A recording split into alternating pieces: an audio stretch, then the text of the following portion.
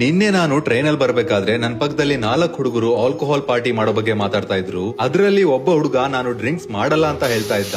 ಆಗ ಅವನ್ ಜೊತೆ ಇರೋ ಇನ್ನೊಬ್ಬ ಹುಡುಗ ಇರೋದು ಒಂದೇ ಜೀವನ, ಇರೋವರೆಗೂ ಮಜಾ ಮಾಡ್ಬೇಕು ಅಂತ ಹೇಳಿ ಕನ್ವಿನ್ಸ್ ಮಾಡ್ದ. ನಾವು ನಮ್ಮ ಮನಸ್ಸಿನ ಮಾತ್ ಕೇಳ್ಬೇಕಾ, ನಮ್ಮ ಬುದ್ಧಿ ಮಾತ್ ಕೇಳ್ಬೇಕಾ ಅಂತ ಬಂದಾಗ ಯಾವಾಗ್ಲೂ ಬುದ್ಧಿ ಮಾತೇ ಕೇಳ್ಬೇಕು. ಯಾಕಂದ್ರೆ ಬುದ್ಧಿ ಹೇಳುತ್ತೆ ಯಾವ್ದು ಸರಿ ಯಾವ್ದು ತಪ್ಪು ಅಂತ, ಆದ್ರೆ ಮನಸ್ಸು ಹೇಳುತ್ತೆ ಇದ್ರಲ್ಲಿ ಸುಖ ಇದೆ ಅಂತ. Hare Krishna everyone, welcome to day 4. ಭಗವದ್ಗೀತೆಯ ಇಂದಿನ ಶ್ಲೋಕದಲ್ಲಿ ಶ್ರೀಕೃಷ್ಣ ಕೃಷ್ಣನನ್ನು ಪಡೆಯುವುದಕ್ಕೆ ಹಾಗೂ ಪರಮಧಾಮವನ್ನ ಪ್ರವೇಶಿಸಲು 5 ಸುಂದರವಾದ ಅಂಶಗಳನ್ನ ಹೇಳ್ತಾ ಇದ್ದಾರೆ. ಯಾರು ಅಹಂಕಾರ, ಗೌರವದ ಆಸೆ ಮತ್ತು ಮೋಹವನ್ನು ಬಿಟ್ಟಿರುತ್ತಾರೋ, ಯಾರು ಕೆಟ್ಟ ಸಂಘದ ದೋಷವನ್ನು ಗೆದ್ದಿರುತ್ತಾರೋ, ಯಾರು ಸದಾ ಆಧ್ಯಾತ್ಮದಲ್ಲಿ ದೇವರ ಚಿಂತೆಯಲ್ಲೇ ನೆಲೆಸಿರುತ್ತಾರೋ, ಯಾರ ಆಸೆ ಸಂಪೂರ್ಣವಾಗಿ ಹೋಗಿವೆಯೋ ಮತ್ತು ಯಾರು ಸುಖ ದುಃಖಗಳೆಂಬ ದ್ವಂದ್ವಗಳಿಂದ ಬಿಡುಗಡೆ ಹೊಂದಿದ್ದಾರೋ ಅಂತಹ ಜ್ಞಾನಿಗಳು ಆ ನಾಶವಿಲ್ಲದ ಶಾಶ್ವತವಾದ ಧಾಮವನ್ನು ಸೇರುತ್ತಾರೆ ಅಂತ ಹೇಳ್ತಾ ಇದ್ದಾರೆ.